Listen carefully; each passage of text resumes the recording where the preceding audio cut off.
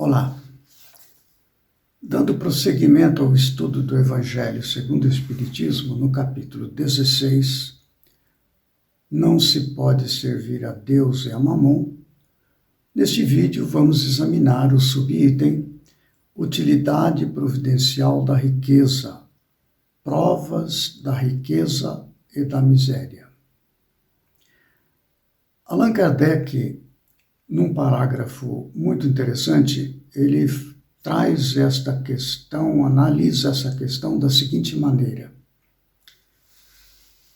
se a riqueza houvesse de constituir obstáculo absoluto à salvação dos que a possuem, conforme se poderia inferir de certas palavras de Jesus, interpretadas segundo a letra e não segundo o espírito, Deus que a concede teria posto nas mãos de alguns um instrumento de perdição, sem apelação nenhuma, ideia que repugna à razão.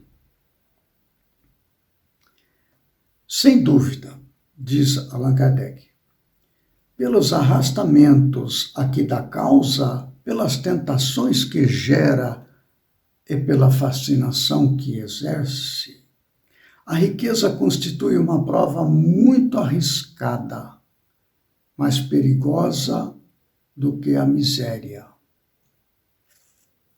É o supremo excitante do orgulho, do egoísmo e da vida sensual, que são os principais adversários da criatura encarnada. O orgulho, o egoísmo e a vida sensual. Os arrastamentos para estes posicionamentos em relação ao próximo, em relação à vida, de uma maneira geral, são muito fortes. E a riqueza, certamente, nos proporciona facilidades muito grandes para estas tendências com as quais ainda nós vivemos aqui na Terra. E Allan Kardec prossegue. É o laço, a riqueza é o laço mais forte que prende o homem à terra. Ele desvia do céu os pensamentos. Esse é o ponto. Porque o objetivo é a evolução espiritual. A evolução espiritual está em superar o orgulho, o egoísmo e a vida sensual. Não que a vida sensual fosse uma coisa má em si, não é. Tem que estar sob o domínio da vontade e do espírito. Mas não é o que nós fazemos, nos deixamos levar e acabamos dominados. Nosso pensamento acaba girando dentro com esses conteúdos e nos impede a evolução espiritual. A riqueza produz tal vertigem que, muitas vezes, aquele que passa da miséria à riqueza esquece de pronto a sua primeira condição, da miséria para a riqueza, né? Os que com ele a partilharam, os que o ajudaram, e faz-se insensível, egoísta e vão. Ao fato, porém, de a riqueza tornar difícil a jornada, não se segue que a torne impossível e não possa vir a ser um meio de salvação para o que dela sabe servir-se, como certos venenos podem restituir a saúde, se empregados a propósito e com discernimento. É claro que a riqueza na encarnação é uma oportunidade de fazer o bem. Criar trabalho remunerado, digno para famílias, desenvolvimento da ciência através das pesquisas e outros benefícios que resultam do emprego solidário, fraterno da riqueza em prol da humanidade. Uma pessoa que na vida acaba utilizando a riqueza para proporcionar trabalho digno, saúde, desenvolvimento, estudo.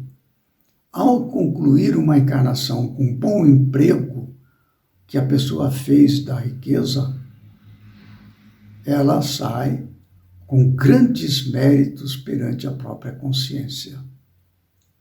Mas, evidentemente, não é fácil, porque nós ainda carregamos muito das tendências animalizadas, não é? Dos instintos, essas coisas com as quais nós ainda lutamos, né? No Livro dos Espíritos, nas questões 814 até 816, Allan Kardec deixa muito clara esta questão. Olha só, na questão 814. Por que Deus concedeu a uns a riqueza e o poder e a outros a miséria? É uma questão muito comum aqui na Terra ainda, né? E a resposta: para provar a cada um de uma maneira diferente. Aliás, vós o sabeis, essas provas são escolhidas pelos próprios espíritos que muitas vezes sucumbem ao realizá-las. A pessoa vai reencarnar, faz uma programação para a encarnação e pede a prova da riqueza, porque já se acredita em condições de, tendo a riqueza, vencer os impulsos decorrentes, conforme foi mostrado ali no texto do Evangelho segundo o Espiritismo.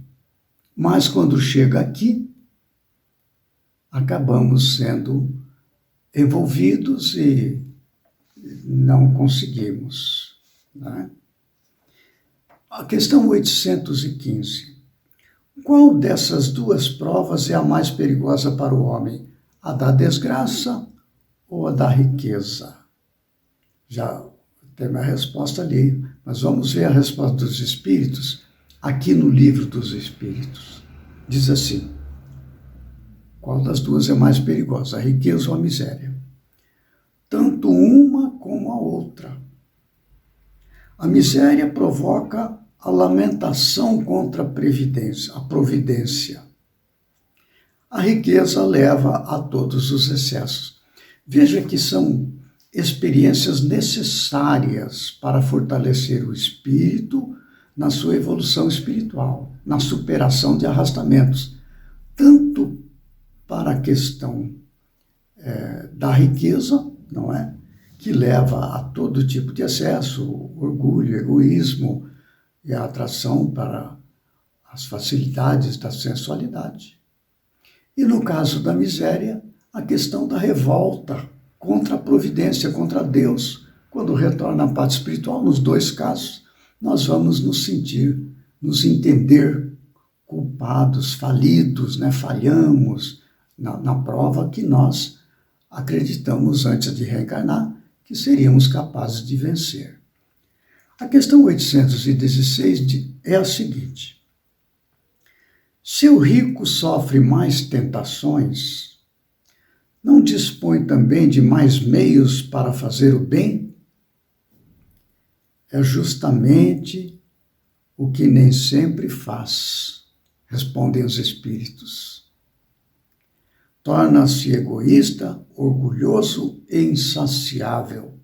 Suas necessidades aumentam com a fortuna e julga não ter o bastante para si mesmo. A gente vê isso o tempo todo, né? Daí que quando a gente verifica isso aqui na Terra, encarnados, rogar a Deus que ampare estas pessoas, para que não venham a sucumbir ou que se fortaleçam espiritualmente nas escolhas mais adequadas do ponto de vista da evolução espiritual. Porque nós, por nossa vez, em alguma encarnação, teremos essas mesmas provas, tanto da riqueza como da miséria, porque é necessário o enfrentamento das diferentes provas. Por isso que na oração dominical Jesus ensinou: não nos deixes cair em tentação. É exatamente isso, porque as tentações estão aí, fazem parte ainda da nossa estrutura psicológica. Quando reencarnamos, somos arrastados por essas vertentes aqui na Terra. Então, sempre que a gente observa pessoas ricas cometendo desatinos, pessoas poderosas, rogar a Deus que os fortaleça. Porque quando for a nossa oportunidade em outra encarnação, nós gostaríamos que alguém orasse por nós para nos fortalecer, para que não venhamos a sucumbir em provas tão difíceis. Allan Kardec, após essas três questões, 814 até 816, ele faz um comentário a respeito do tema provas da riqueza e da miséria. Ele fala assim: a posição elevada no mundo e a autoridade sobre os semelhantes são provas tão grandes e arriscadas quanto a miséria. Porque quanto mais o homem for rico e poderoso, mais obrigações tem a cumprir. Maiores são os meios de que dispõe para fazer o bem e o mal. Percebe a dificuldade, né? Nós sabemos isso. Deus experimenta o pobre pela resignação e o rico pelo uso que faz de seus bens e do seu poder. Que a riqueza, que não seja só a riqueza material, a riqueza da cultura, a riqueza da saúde, a riqueza, enfim, da beleza física, a riqueza das boas amizades, das famílias equilibradas, são riquezas preciosas, né? Da pessoa que tem alegria, da serenidade. Isso é uma riqueza que precisa ser bem empregada também, né? E o Allan Kardec ainda prossegue falando assim: a riqueza e o poder despertam todas as paixões que nos prendem à matéria e nos distanciam da perfeição espiritual. Foi por isso que Jesus disse: em verdade vos digo, é mais fácil um camelo passar pelo fundo de uma agulha do que um rico entrar no reino dos céus. Então aí está. Para que nós possamos analisar essas questões que envolvem o poder, a fortuna e a miséria com mais compaixão, com mais solidariedade, com mais compreensão, com mais fraternidade. Não é seguir os desatinos dos ricos ou dos miseráveis na sua loucura, no seu desequilíbrio. Não se trata disso. Mas no nosso íntimo, não julgar. Este é o primeiro passo. É compreender que estes espíritos encarnados nesta encarnação vivem uma prova difícil e que requer de nossa parte a nossa compreensão, nossas orações, para que não venham a sucumbir. E se estão em queda, que eles possam se levantar. Essa é a tarefa que nós podemos fazer. Isso também é uma riqueza, o nosso conhecimento sobre isso, a qual precisamos colocar a serviço do próximo e de nós próprios. Então ficam esses breves comentários a respeito do tema utilidade providencial da riqueza, provas da riqueza e da miséria. No próximo vídeo, nós prosseguiremos no estudo do capítulo 16, Não se pode servir a Deus e a Mamon, com o tema desigualdade das riquezas. Até lá, então, que Jesus nos fortaleça a todos.